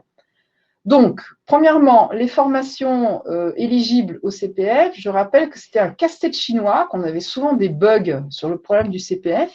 Pourquoi ? Parce qu'à un moment donné, on avait 5 listes différentes. C'est de la folie, hein. Nationale, régionale, branche, RNCP, sans compter la liste complémentaire, puisque Bulat, dont je parlais tout à l'heure, c'est une liste complémentaire. TOSA aussi, CACES aussi, TOEIC aussi. Donc là, terminé, 2 listes. Point barre. Donc, la RNCP, dans laquelle on va intégrer les blocs de compétences au fur et à mesure que les branches vont travailler dessus. Donc, parfait. Et puis, la liste complémentaire qui porte un drôle de nom insupportable. RESCH, je ne sais pas quoi, enfin bref, répertoire des certifications et des habilitations spécifiques. On s'en fout, c'est pas grave. Le nom, si vous ne le retenez pas, ce n'est pas un problème. C'est la liste complémentaire dont on avait l'habitude. Voilà. Donc, normalement, il devrait y avoir moins de bugs. Par exemple, tout à l'heure, quelqu'un me parlait des codes NAF. C'est vrai que quand quelqu'un était, par exemple, dans l'industrie métallurgique, essayait de se dire, je veux me transformer, je veux me reconvertir en fleuriste, il n'y arrivait pas. Il fallait que le conseil en évolution professionnelle lui file la main. Ce n'était pas possible autrement. Pourquoi ? Parce que son code NAF était industrie. Il n'arrivait pas à obtenir la formation, par exemple, pour se reconvertir totalement et devenir fleuriste. Ça bloquait. Donc déjà ça, avec plus que 2 listes, on devrait déjà avoir quelque chose de beaucoup, beaucoup, beaucoup plus fluide. Bon, alors, pareil, on est sur des années transitoires, hein, donc c'est pas encore parfait maintenant, évidemment. Il faut un peu de temps, mais c'est une très bonne nouvelle. Je rappelle que la VAE est éligible, j'ai dit tout à l'heure, le bilan de compétences est éligible, le permis B, véhicule léger, est éligible. La nouveauté en 2019, c'est qu'on pourra aussi passer le permis poids lourd. Ça, c'est une très bonne nouvelle, parce qu'en termes d'employabilité, il y a beaucoup d'entreprises qui cherchent ça. Et ça, c'est vraiment très intéressant. Je rappelle aussi que c'est code et ou conduite, puisque le code est valable pour 5 ans. Si ça se trouve, passer le permis poids lourd, ce sera juste la conduite. Donc ça, c'est intéressant aussi. On a Cléa, bien sûr, tout ce qui est base en français, en maths, enfin en calcul, en hygiène, en éléments d'informatique basiques, apprendre à apprendre, savoir travailler en équipe, etc., etc. Donc ça, c'était bien sûr le socle de connaissances et de compétences. Bonne nouvelle, en 2019, ce qui arrive et qui est déjà au RNCP, vous allez pouvoir jeter un œil sur le RNCP, c'est le Cléa numérique. On va expérimenter le Cléa numérique. Et ça, je pense qu'il y a beaucoup de populations qui peuvent être intéressées par le Cléa numérique. Donc, si ça vous intéresse, c'est sur le RNCP, allez jeter un œil sur le Cléa numérique. Bon, après, on a quoi? On a bien entendu tout ce qui est création, reprise d'entreprise depuis 2017, donc pas de problème. On a bien sûr tout ce qui va être bénévolat, tout ce qui va être, alors j'ai plus tout en tête, mais oui, c'est ça. Bon, voilà, on a un certain nombre de choses comme ça qui ne changent pas, et bien sûr les demandeurs d'emploi qui avaient accès, bien entendu, à certaines formations par ce biais-là. Donc, pas de souci. Voilà un petit peu les 3 nouveautés principales à retenir, poids lourd, Cléa numérique et la simplification des listes. Alors, coming soon, yes, very soon, 15 septembre, absolument.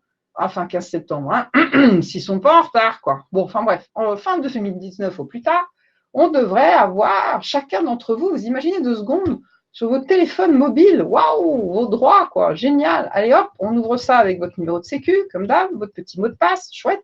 Et là, du coup, vous voyez tout de suite vos droits. Donc, ça permettra de s'informer sur les formations certifiantes proposées dans le bassin d'emploi ou la région, le taux d'insertion dans l'emploi, le salaire prévisionnel à l'embauche. On pourra même avoir des comparateurs de prix. Puis alors, on va avoir un truc vachement bien. Je ne sais pas si vous mettrez 2 pouces levés ou 1 pouce comme ça, j'en sais rien. Mais je suppose qu'on va avoir des TripAdvisor de comment vous avez trouvé la formation. Chouette, ça va être génial. Donc, les organismes de formation se préparent à ça. Ils sont en train de travailler avec justement la Caisse des dépôts et consignations en ce moment, là, au mois de juin. Ils commencent à rentrer des informations sur le site qui va recueillir tout ça. Donc, vous voyez, c'est quand même intéressant. Et c'est ce que je vous disais, si on a suffisamment, on pourra s'inscrire absolument sans intermédiaire et même pas un document à signer, quoi. Donc, c'est révolutionnaire de ce point de vue-là. Pas d'intermédiaire, pas de document à signer. Si j'ai suffisamment sur mon compte, sincèrement, on n'a jamais vu ça, quoi. Jamais. Voilà. Donc, ça, c'est le grand plus. Alors, j'arrive à ce que, parce qu'il y a pas mal de questions sur les abondements. Vous avez une liste là d'abondements possibles et sûrement pas encore exhaustive. Donc, l'employeur peut abonder. Réfléchissez à pourquoi, comment vous voulez abonder. Est-ce que c'est sur des métiers particuliers chez vous qui vous intéressent, des compétences particulières qui vous intéressent?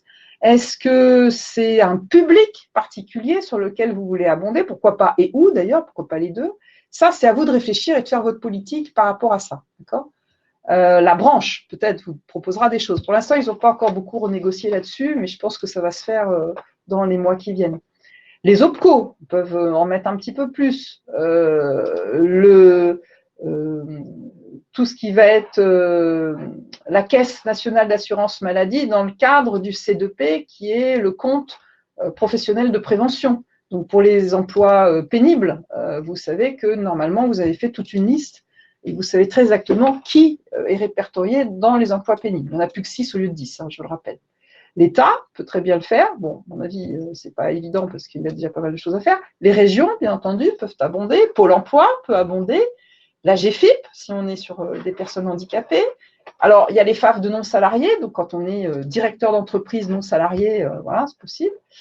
Les chambres régionales de métiers, de l'artisanat, voilà, ça c'est possible aussi. Je ne sais pas quelles seront leurs politiques en la matière. Une commune peut le faire. Pourquoi? Parce qu'il y a le côté sapeur-pompier bénévole, par exemple. Hein, on peut aussi abonder. L'établissement public chargé de la gestion de la réserve sanitaire, même chose. Ça c'est aussi par rapport à du bénévolat. L'UNEDIC peut abonder. Enfin voilà, la liste n'est pas exhaustive. Et je rappelle que le titulaire, s'il n'a pas assez sur son compte, peut très bien dire je mets au bout les, je sais pas, 120 €, 200 € qui manquent. Il a parfaitement le droit de compléter pour pouvoir quand même partir en formation. Voilà. Donc du coup, est-ce que sur les abondements, il y a encore des questions ou est-ce que du coup, c'est suffisamment répondu?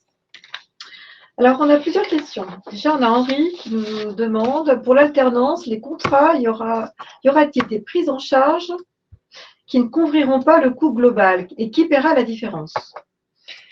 Ah, alors ça, c'est la grosse peur en ce moment. Ouais. Le problème, c'est que les CFA paniquent à mort. Voilà, faut être clair, ils sont dans une situation qui est complètement folle. Donc, ils se demandent si oui ou non les fameux coûts contrats vont être suffisants par rapport à leur charge, tout bêtement. Hein. Ils ont des équipements, ils ont des formateurs, ils ont de l'outillage. Donc, leur terreur, si j'ose dire, c'est de se dire, ah bah oui, mais si le coût contrat ne couvre pas tout, comment ça va se passer, etc. Signons une convention de partenariat avec l'entreprise. Bon, madame l'entreprise, je sais que vous allez peut-être me donner une partie de votre taxe d'apprentissage, mais même avec ça, est-ce que vous ne seriez pas d'accord pour me donner 1 000 € de plus, 2 000 € de plus, bref, vraiment un contrat de partenariat. Alors, tout va dépendre de comment est signé ce contrat de partenariat. Il ne faut pas non plus qu'il y ait des mentions illicites, parce qu'il y en a qui poussent un peu et qui font quasiment du chantage. Là, on va éviter, hein, c'est pas bon. Mais vous êtes libre, hein, vous êtes une entreprise. Donc, est-ce que vous voulez ou pas mettre un petit peu plus que ce que vous allez driver au travers de votre taxe d'apprentissage vers les CFA? C'est vous qui voyez. Hein, ça, je peux pas. Vous avez toujours été libre, hein, je vous rappelle. Hein, ça a toujours existé, hein, sur la taxe d'apprentissage. Je rappelle juste une chose, c'est que la taxe d'apprentissage, notamment à partir de 2020, la répartition de la taxe d'apprentissage va être encore plus favorable à ce que l'entreprise décide vers qui elle drive l'argent et il y aura encore plus d'argent à driver. Pourquoi? Parce que y a toute une part dans la taxe d'apprentissage qui va être complètement évacuée, c'est la part qu'on donnait aux régions. Maintenant, il n'y aura plus que quota hors quota, c'est tout. Donc, quota hors quota, ça veut dire que la masse de 0,68 est beaucoup plus importante et ça veut dire que notamment dans le quota, 87% de la taxe d'apprentissage au lieu de 26, donc 87 au lieu de 26, c'est quand même énorme, va pouvoir être drivé vers, par exemple, l'apprentissage complètement. Donc, et 13% sur les écoles. Donc, qui a peur au jour d'aujourd'hui? Ce n'est pas tant les CFA classiques que les écoles qui ont peur d'avoir moins. Mais les écoles, même si c'est 13% au lieu de 23, c'est 13% par rapport à la totalité d'un 0,68, puisqu'il n'y a plus du tout la part régionale. Elle n'existe plus, la part régionale. Elle était quand même de 51%, la part régionale. 51%, il n'y a plus rien. C'est terminé. Donc, forcément, ces 51% se retrouvent, si j'ose dire, dans le quota et dans le hors quota. Donc ça, ils ne le voient pas toujours. Donc, il faut aussi un peu les aider. Et puis ceux, je vous l'ai dit tout à l'heure, qui ont le plus peur, c'est surtout les grandes écoles, en fait. Parce qu'elles ont effectivement, elles savent déjà plus ou moins que le coût contrat ne sera pas tout à fait ce qu'elles recevaient auparavant. Donc là, elles ont un peu peur. Ça, c'est vrai. Donc, si vous voulez faire un partenariat avec des grandes écoles, vous travaillez très très bien avec eux, rien ne vous empêche de faire des partenariats et de verser un petit peu plus que ce que vous voulez driver avec la taxe d'apprentissage. Bon, et puis autre grosse révolution aussi, c'est que par contre, ça je ne l'ai pas encore dit, vous pourrez créer, vous, en tant qu'entreprise, de groupe, je ne sais pas ce que vous voulez, peu importe, votre propre CFA. Bon, ça existe déjà, hein, Veolia en a un dans le Val d'Oise, par exemple, mais ça va être beaucoup plus important que ça, voire se mettre à plusieurs pour créer un CFA. Donc, ça aussi, vous pourrez redriver l'argent à vous-même, si j'ose dire, au travers de ce CFA. Ça offre beaucoup de possibilités et je pense que c'est ce qui fait très peur aux écoles et aux CFA au jour d'aujourd'hui. Voilà, très clairement. Voilà. On a Inès qui nous demande, au cas où un salarié souhaiterait cumuler CPF plus financement personnel pour réaliser une action de formation pendant le temps de travail, y a-t-il une démarche particulière à réaliser auprès de l'employeur, outre, précise-t-elle, la demande d'autorisation d'absence? Alors, il y a la demande d'autorisation d'absence, c'est parfaitement clair. Sinon, non, il n'y a rien de particulier de plus que ça. Nous, notre problème dans ces cas-là, c'est qu'on se retrouve face à une forme de congé. Et le problème en entreprise, c'est de réguler les absences et les présences. Donc, on a absolument besoin de savoir qui est là, qui n'est pas là, quand est-ce qu'il s'absente, voire, bien entendu, vous le savez très bien, ce n'est pas nous qui décidons tout seuls en tant que RH, il faut qu'on aille voir, bien entendu, le manager de la personne. Et avec le manager, on va voir effectivement si c'est possible ou si on diffère un peu ou si, voilà. Alors, le risque qu'on a, c'est effectivement que ce ne soit pas accepté tout de suite. Pour la personne qui veut démarrer très vite, c'est la seule chose. Mais sinon, non, il n'y a rien de spécial. En fait, ils ne nous demandent rien, ils ne nous demandent pas d'abonder et la seule chose qu'ils nous demandent, c'est de partir sur le temps de travail. Donc oui, c'est juste l'autorisation d'absence. Merci. Maria nous demande où doit-on déclarer le niveau inférieur à 5 pour les moins qualifiés? Est-ce que c'est sur mon compte activité? Oui, absolument, absolument. Alors, c'est bien de poser cette question parce que je ne l'ai pas redit, mais vous savez qu'à terme, vraisemblablement, le www.moncompteformation.gouv.fr laissera la place totalement, on va dire, à www.moncompteactivité.gouv.fr. Vous savez très bien qu'en janvier 2017, c'est le compte personnel d'activité qui est un espèce de compte chapeau qui regroupe tous les comptes en dessous. Donc le compte CPF, le compte C2P que je viens d'indiquer, donc prévention, professionnelle prévention, et puis le compte CEC, le compte d'engagement citoyen. Donc du coup, bien évidemment, il faut aller sous son compte d'activité pour aller sous le compte CPF. Et le compte CPF, là, il doit y avoir une déclaration. Une fois de plus, si c'est pas simple pour la personne, elle peut très très bien se faire accompagner du CEP. Ils sont là pour ça, hein, les conseils en évolution professionnelle. Je rappelle que les CEP, jusqu'à fin 2019, il n'y a aucun souci, on peut aller au FONGECIF de sa région. Hein. Ils sont toujours CEP jusqu'à fin 2019, il n'y a pas de problème. Donc là, n'hésitez pas à envoyer les salariés concernés vers le conseil en évolution professionnelle si c'est un peu compliqué ou s'ils ne l'ont pas dit, mais en fait, ils n'ont pas d'Internet chez eux, ça peut arriver. Hein. On dit toujours qu'on est très bien équipé, c'est faux, il y a encore plein de gens qui n'ont absolument pas ce qu'il faut chez eux. Le CEP peut vraiment les aider là-dessus, vraiment. Beverly nous demande, est-ce qu'il est possible de réaliser des simulations de prise en charge? Wow, alors ça, j'en sais rien. Je sais pas. Qu'est-ce que ce serait bien? Je suis d'accord avec elle.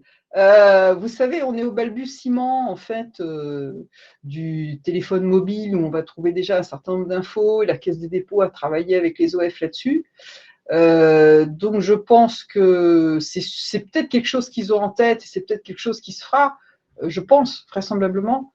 Mais je ne peux pas vous dire si au 15 septembre, c'est bon, ça y est, vous l'aurez sur votre téléphone. Ça, j'avoue, je ne sais pas. Mais vraisemblablement, ils y ont forcément pensé. Déjà, la comparaison avec les OF, c'est pas mal aussi. Hein. C'est une bonne chose, hein, déjà.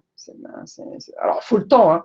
Toujours pareil, il faut le temps que ça se mette en place aussi, qu'il y ait des choses. Et puis, ça s'affinera au fur et à mesure des années, sûrement. Et des demandes, d'ailleurs.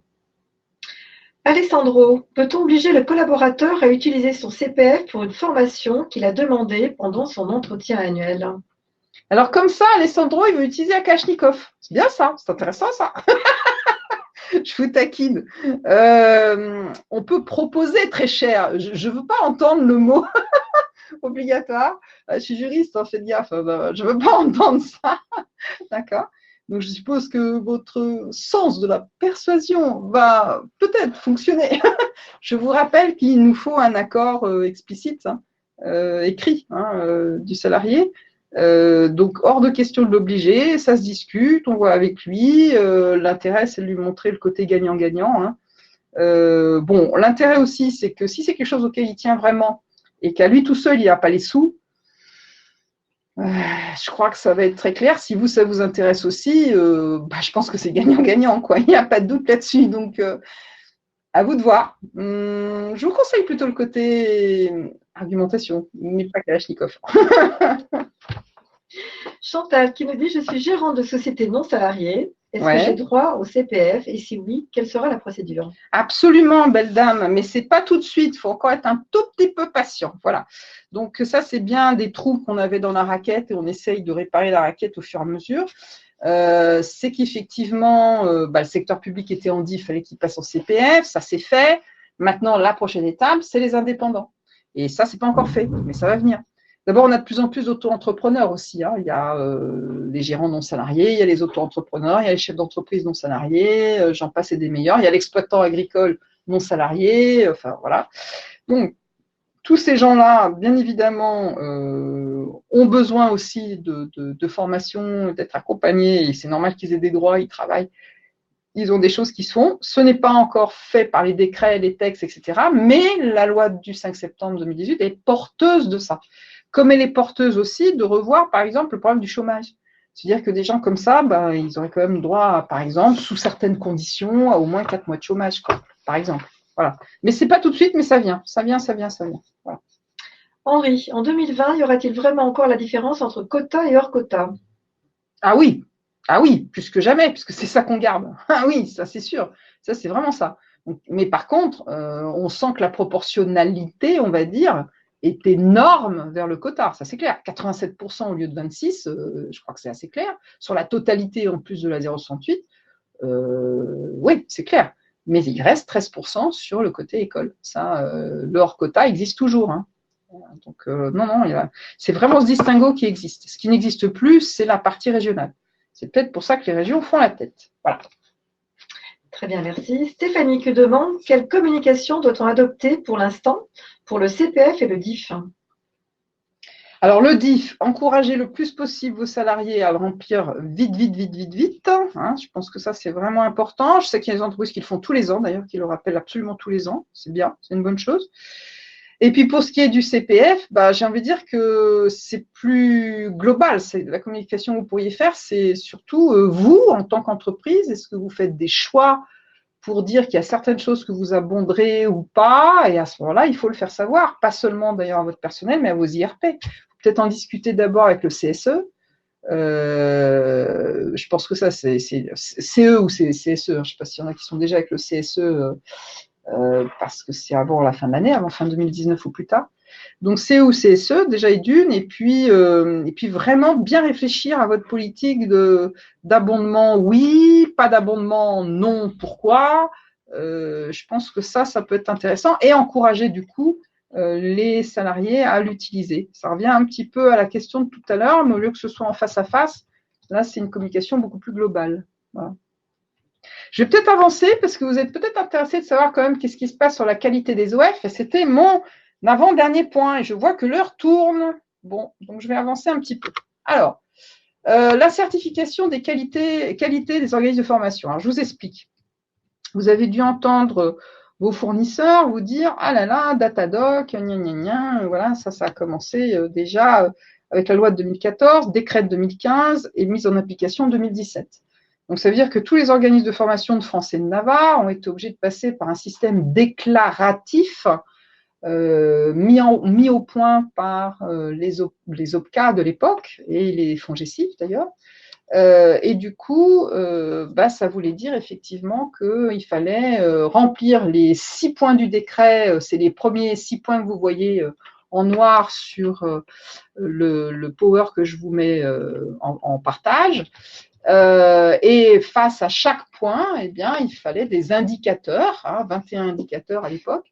Par exemple, le point sur l'objectif de formation, il y avait 4 indicateurs en face et on nous disait où est-ce qu'on peut trouver les objectifs dans la convention, dans le programme à l'époque, etc., etc.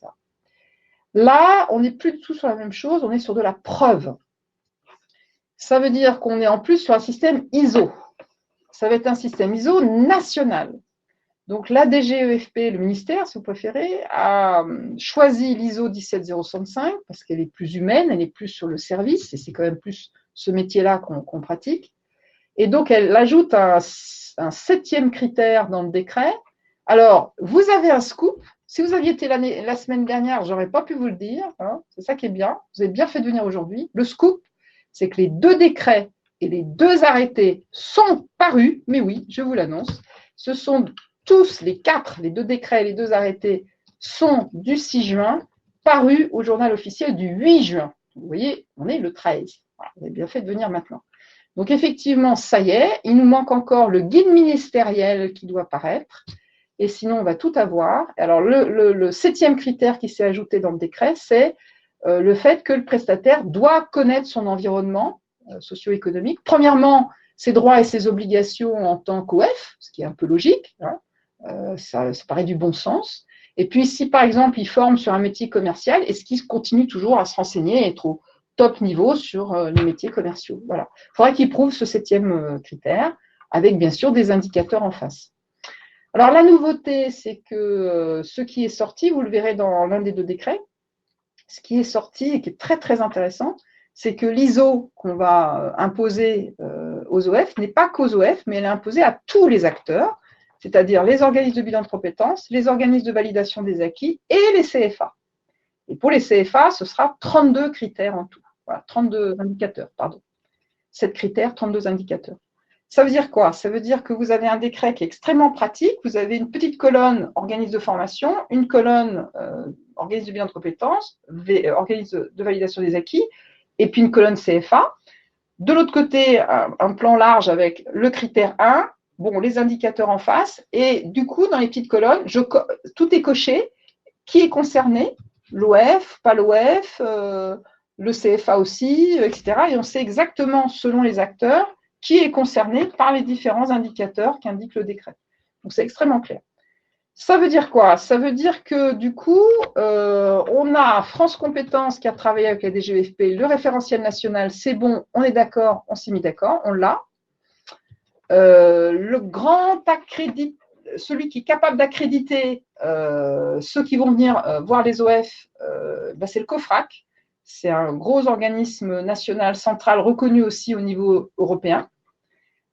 Et donc, il est en train, en ce moment, là, ce mois-ci, il est en train d'accréditer tous ceux que vous connaissez bien. AFNOR, Bureau Veritas, ICPF, PSI, OPQF, etc., etc. Je ne les ai pas tous en tête.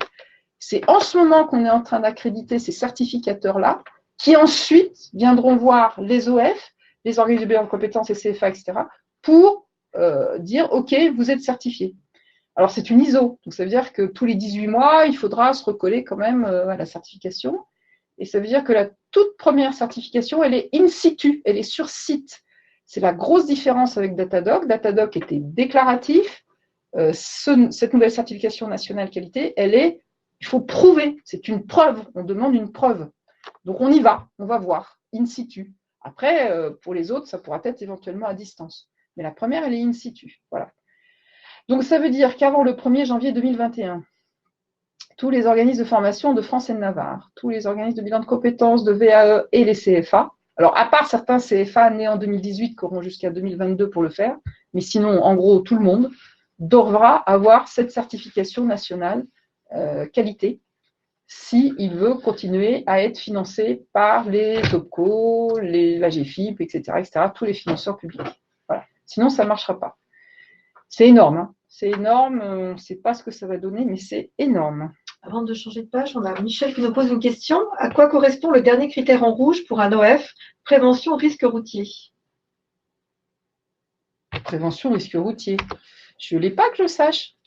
Où est-ce qu'il voit ça? Moi, je vois inscription du prestataire dans son environnement socio-économique, veille réglementaire, légal, métier.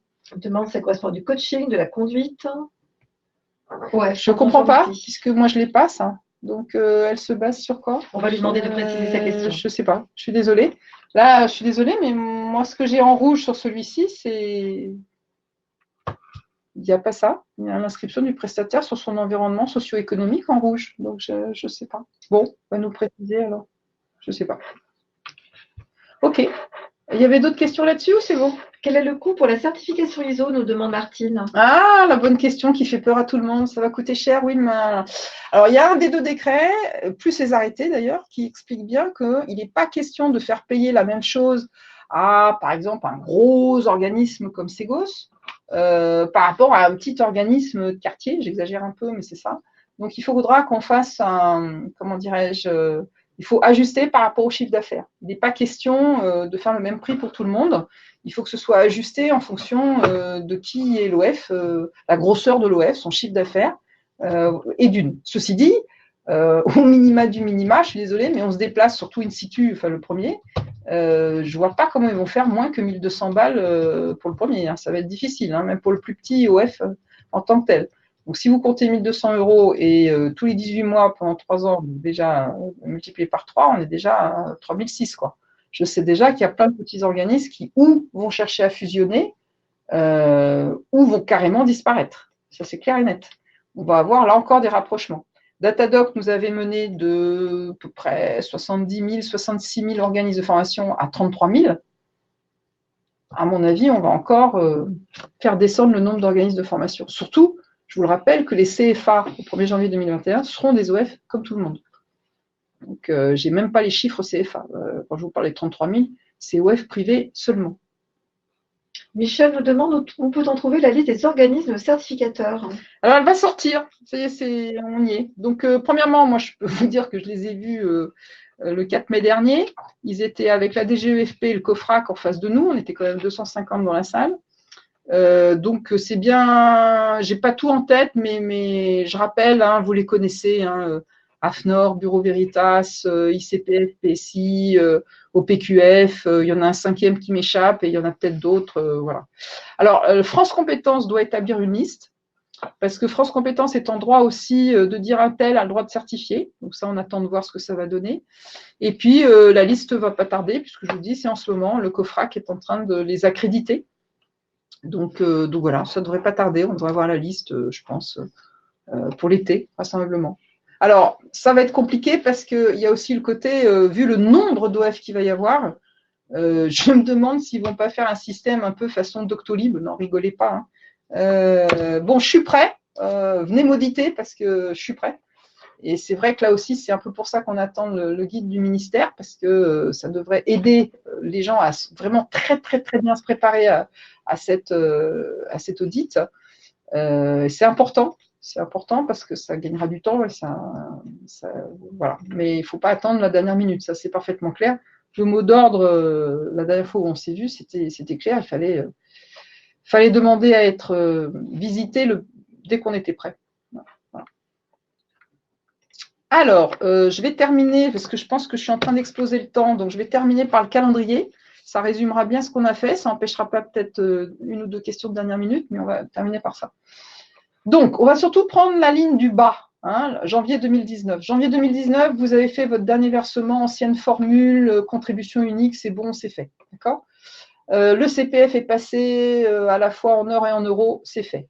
Les OPCO, on a commencé à avoir la liste des OPCO, ils ont commencé à proposer ça à France Compétences, voilà. Le coût contrat, on a commencé à faire des propositions à France Compétences et on a fait les derniers ajustements. Au 1er avril, ce n'est pas un poisson, on avait la liste des OPCO définitifs, en tout cas jusqu'à fin 2020, puisqu'il y en a 2 qui doivent se marier pour 2021. Et puis, les coûts contrats, ils ont accepté les propositions de France Compétences à peu de choses près. Donc, on n'a pas encore la parution des coûts contrats, mais ça ne va pas tarder. En tout cas, c'est bon. L'automne, je vous l'ai dit, application du CPF sur votre mobile. Et puis, la contribution partielle sur la masse salariale 2019 avec l'année blanche taxe d'apprentissage pour 2019, mais il y a bien 75% de la formation professionnelle continue qui vont être versée par rapport à la masse salariale 2019.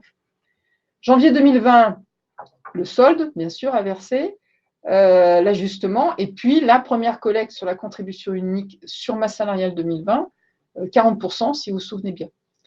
L'OPCO, de nouvelles modalités de financement de l'apprentissage. Entre-temps, les fonds gestifs disparaissent et c'est les CPIR qui les remplacent, mais pas complètement, puisqu'il y aura aussi les CEP, les nouveaux CEP qui vont arriver. Et puis la Caisse de dépôt et consignation qui s'occupe du CPF pleinement, y compris financièrement. 2021, certification de tout le monde, et puis la collecte unique URSSAF. Voilà. Donc on peut dire que la finalisation de l'apprentissage, c'est 2020. La finalisation de la formation professionnelle, c'est 2021.